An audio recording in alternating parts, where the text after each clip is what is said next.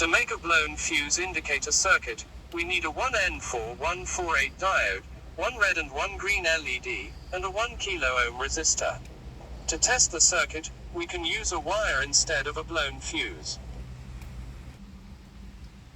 First, we connect the anode of the 1N4148 diode to plus 12 volts DC, and the cathode to the anode of the red LED diode.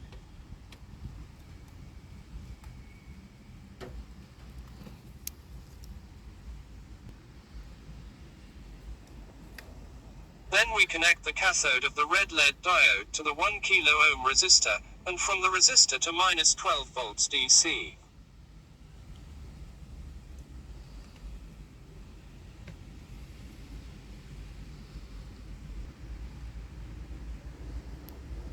Then connect the cathode of the green LED to the cathode of the red LED, and the anode to the fuse that goes to plus 12 volts DC.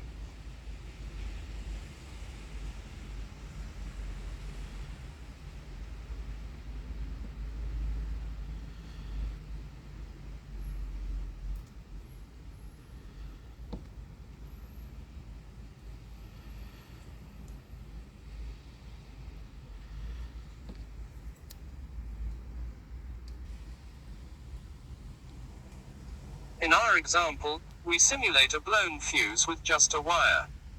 When the wire is connected to plus 12 volts DC, it means that the fuse is okay and the green LED lights up, but if the wire is not connected, we consider that the fuse is bad, so the red LED lights up.